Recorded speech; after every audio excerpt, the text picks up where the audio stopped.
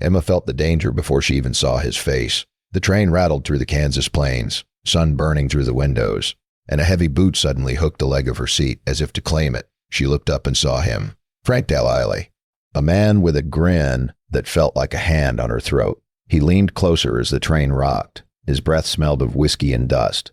"So you traveling alone, sweetheart?" Emma tightened her grip on her travel satchel. "Please keep your distance." Frank chuckled softly as if her fear entertained him. "I like the shy ones. Makes the surprise sweeter." Passengers around them pretended not to hear. He placed his hand on the bench just inches from her thigh. "You got a name? Or should I call you mine?" Emma forced herself to look away, eyes fixed on the passing fields, trying to breathe. She had come here for a marriage contract, a fresh start, a chance to belong.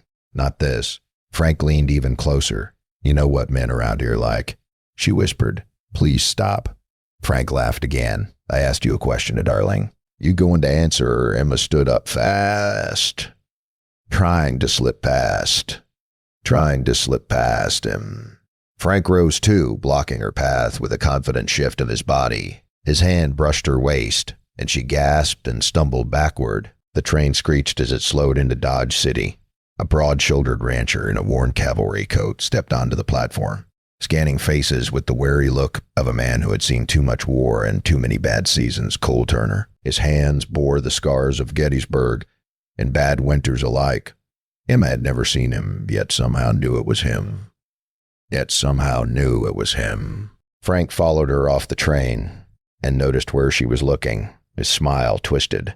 "Well, now you must be the little bride," he ordered. He had heard the conductor joking with another hand about a farmer out of Dodge City, about a man named Cole Turner who had written east for a bride. Frank had land just a few miles outside that town, and in a place this small, news did not stay on the tracks for long.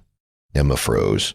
Frank stepped behind her and murmured close to her ear, "That rancher is old, weak. A man like that can't protect a woman like you." Emma pulled away from him and hurried toward Cole. Her legs felt heavy, but she pushed forward anyway. Cole met her with unsure eyes. "Are you Emma Whitfield?" She nodded. Before she could speak another word, Frank tipped his hat and called out, "Take good care of her, Cole. She's a pretty one." Then he walked off the platform, still smiling like he already owned the ending. Later at the ranch, Emma slipped on loose hay. Cole caught her quickly, gripping too hard in his rush to steady her. Both fell onto the soft pile, her dress tore at the thigh, clothes ripping loud in the quiet barn. "Don't. You tore my dress." Her voice shook. Cole stepped back at once, his jaw tight. "I grabbed you too rough. That will not happen again." Lying there in the hay, Emma realized one hard truth. Out here, a woman either found the right man to stand in front of her, or she learned to stand alone. You ever wonder what kind of man you would trust to stand in front of you out there? Emma did not sleep well that first night at the ranch. Every sound felt louder in the dark. The hoot of an owl, the creak of an old board. Even the whisper of the wind seemed too close. She kept seeing Frank on that train, leaning in with that awful grin, like he already owned her fate. Then she saw Cole in the barn, wide-eyed and ashamed as he backed away from her torn dress. Two men, two very different kinds of fear. The morning sun warmed the yard, but Emma still felt the chill from the night before. Cole waited on the porch with 2 tin cups of coffee. He did not look at her right away. He just held the second cup out like a peace offering. His voice was low and soft. "Emma, I am sorry about yesterday, but I should have been more careful." She nodded once. "I know you did not mean to scare me." Cole looked relieved, but not fully. Men like him carried guilt the way other folks carried dust on their boots. Once it settled, it never fully left. He showed her around the ranch step by step, speaking gently, pausing, often like he did not want to overwhelm her. The open fields stretched forever, golden in the morning light. The cattle grazed near the fence. It was peaceful in a way Emma had never known. Still, she felt a strange tension in the air, as if something unwanted lingered close. That feeling proved right. Frank rode up just before noon, smiling like he had been invited. His ranch sat over the far ridge, close enough that he could see coal smoke on a clear day. He had run cattle along this valley for years, and he liked to think every fence post around here owed him something. He tipped his hat at Emma with the same hungry eyes she had seen on the train. Morning, sweetheart. Hope the ranch is treating you kindly. Emma stepped back without thinking. Cole noticed his jaw tightened. Say what you came to say, Frank. Then ride on. Frank shrugged. Maybe I am just checking on my new neighbor. Maybe I am checking on your future bride. A man never knows what might happen out here. Emma felt her stomach knot. Cole stepped between them with a quiet firmness. She is under my roof. That means she is safe. You can head home now. Safe is a funny word. Cole folks think they are safe right up until they are not. He winked at Emma, climbed back on his horse, and rode off slow enough to keep her heart beating too fast. Even when Cole tried to make her laugh by teaching her hoe, before things got worse, a short ride, doors to hold a lasso, she kept glancing toward the road as if Frank might appear again. And Cole noticed. He watched her in the quiet way older men do when they care more than they know, how to sew. Frank had ridden off, but his dust still hung in the air. Emma did not know when he would be back, only that men like him almost never stayed gone. The question was not if Frank would cross her path again. It was how bad it would be when he did. Emma woke up early the next morning with a knot of worry, still sitting in her chest. The memory of Frank smiling at her from his saddle kept flashing through her mind, like a shadow refusing to leave. But something else tugged at her too, a quieter feeling, a feeling that came from the way Cole stepped between her and danger. Without a second thought, she found him already outside fixing a loose fence post. His shoulders looked tired, but his eyes softened when he saw her. Morning, Emma. Thought you might sleep in today. She shook her head. I wanted to help if I can. Cole hesitated, then handed her a pair of leather gloves. All right, just stay close. This place can bite. If you do not know where to step, they work side by side in the warm Kansas sun. It was the first time she had seen anything close to a smile on his face. By midday, he led her to the corral and showed her how to brush one of the calmer horses. He showed her how to check for ticks along the neck and stones caught in the hooves, little things that could lame a horse and cost a man his livelihood. Emma hesitated when the giant creature snorted near her ear. Cole stepped behind her, his voice steady and calm. He is gentle. Just let him know you are not scared. Emma whispered, I'm trying. Cole nodded. I see that. For the first time since she stepped off that train, she felt safe out on the plains. Feeling safe and being safe were two very different things. Not because, dang, or was gone, but because someone finally stood on her side. Someone who meant what he said. Later that afternoon, while Cole repaired a broken gate, Emma sat on a stool nearby, sewing the tear in her dress. She glanced up and watched him work. His hands were rough. His movements were sure. He looked up once and caught her staring. She blushed and he turned away, fast, almost dropping his hammer. She blushed and he turned away, fast, almost dropping his hammer. As the sun began to set, Emma noticed hoof prints along the road, fresh ones circling a little too close to the house. Later, when Cole walked past them, he paused and squatted down. Shod, horse, front, shoes, chipped on the left. That is Frank's bay, Jilling. Emma, tomorrow I want to teach you how to fire the rifle. Folks should know how to protect themselves out here. Last time I trusted a quiet night. 3 men rode through this valley and did not leave it the same. I learned then that a promise is good, but a loaded rifle within reach is better. She nodded, but her mind was still on those hoof prints. She could not shake one hard thought. If Frank kept circling the ranch like that, what would happen the day Cole was not there to meet him? If you are still with me, grab a cup of coffee or cold beer and tell me what time it is where you're listening from. And if you enjoy stories like this, feel free to subscribe so you never miss the next chapter. That evening, the sky over Dodge City burned orange and Emma tried to shake off the uneasy weight inside her chest out. She kept glancing toward the road, half expecting to see those same hoof prints appear again in the fresh dust. Cole noticed her worry, but he did not press her. He only said one quiet thing.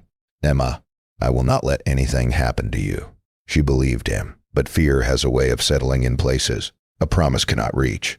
Later that night, Cole saddled his horse. He had to ride into town to meet a man about the old debt pan. That still hung over the ranch. Emma watched him tie the last strap. her fingers gripping her apron. How long will you be gone? He gave her a small smile. A few hours, maybe less. Lock the doors and keep the lamp lit. Then he rode off into the darkness, leaving Emma alone with the quiet hum of the summer wind. Nights like this had a way of showing whether a promise was worth anything at all. Emma tried sewing to calm her nerves, but every distant sound made her jump.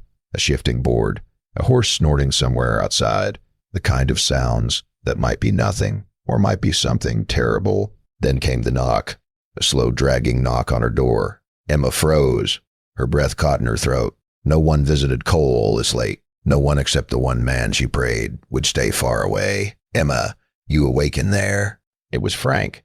His voice slurred with liquor, but still sharp enough to make her skin crawl. Open up, sweetheart. I just came to check on you. A lady gets lonely out here at night. Emma backed away from the door, heart pounding hard enough to hurt. Go home, Frank. You are not welcome here. He laughed, a low, cold sound that told her he had no intention of leaving. Come on now. You think that old rancher can keep you safe forever? Let me in, Emma. I promise you will not regret it. Suddenly, the doorknob rattled. Frank shoved the door open and staggered inside. His eyes were wild. Emma grabbed the rifle Cole kept by the door. Her hand shook so hard she could barely aim. Do not come any closer, Frank. He kept walking. You will not shoot me. You are too soft for that. But just as he reached for her wrist, the front door slammed. Cole stood there, breathless from the ride, his eyes darker than Emma had ever seen. Step away from her, and that raised a question no decent man could ignore. When a man like Cole finds another man cornering the woman he loves, how far will he go to stop him? Cole did not wait for Frank to move. He stormed across the room, grabbed the man by the collar and slammed him against the wall with a force that made the whole house shake. Frank swung once in a wild arc, but Cole had seen meaner punches in muddy trenches back in the war. He slipped the blow, drove his fist into Frank's gut, and took the fight right out of him. Frank's smirk vanished instantly. Cole's voice came out low and deadly. If you ever come near her again, I will bury you myself. Frank's face twisted half fear, half drunk in anger, but Cole did not let him breathe long enough to argue. He dragged him out of the house, shoved him into the dirt, and pointed straight at the dark road. Get out of here and do not ever look back. You show your face here again, and I will let the sheriff hear again, and I will let the sheriff hear every story I know about you and other folks' cattle. Frank scrambled to his horse and rode off into the night, leaving nothing behind but the sour scent of whiskey and dust. The next morning, Cole rode into Dodge City and had quiet words with the sheriff. Word spread fast in a small town, and before the week was out, Frank knew he was being watched. After that, he kept a wide stretch of prairie between himself and the Turner Ranch. When the yard grew silent again, Cole stepped back into the house. He looked at Emma with an expression she had not seen before. Not fear, not shame, just worry. He whispered, I'm sorry, Emma. I should have been here sooner. Emma set the rifle down and shook her head slowly. You came when it mattered. Over the next few days, Emma noticed something shift inside her. She had seen two kinds of men in this world. Men who took what they wanted and men who protected what they wanted and men who protected what they loved. Cole was a second kind. Even if he never said the word love out loud, he showed it in the way he fixed the windows, checked the locks, and always made sure he walked beside him, not behind. Weeks later, Cole asked her to meet him behind the barn. The evening sun lit the field like gold. He held out the dress she had been sewing, the same one that tore on that first day. I ain't much with a needle, but I fixed what I broke, he said softly. It was not perfect. The stitches were uneven, but Emma touched the fabric and felt her eyes warm. A man who worked as hard to fix what he had torn was a man she could trust to keep working even when life pulled at the seams. Cole took a breath. Emma, I would like you to stay as my wife, not because of a letter, not because of a contract, but because I cannot imagine this place without you. Emma nodded before he even finished. I chose this ranch the day you chose to protect me. Later that evening, he set a small pistol on the nightstand beside her side of the bed. Keep this close, he said. My word matters, but cold iron still speaks loudest out here. Life on the plains settled into something steady after that. That fall, he drove a small herd to market and finally cleared the old note that had hung over the place for years. On quieter days, they hunted jackrabbits along the creek and mended fences before the cold winds came. And their story carried a small lesson too. Sometimes the right person does not arrive in a perfect moment. Sometimes they arrive in the middle of fear and still become the safest thing you know. And sometimes a man proves who he is not by how loud he talks by, but by how loud he talks by, but by how steady he stands when someone tries to cross his line. Tell me this. If a man like Frank ever walked into your home and talked to your home and talked to your wife or daughter that way, what would you do, fellas? If you have a story from your own life that fits a moment like this, drop it in the comments. If this story hit close to home, tap like so other folks can hear it too. And if you want more Old West stories about men, women, and the lines they choose to stand on, feel free to subscribe. Now grab your coffee or your favorite drink and tell me where are you listening from, right?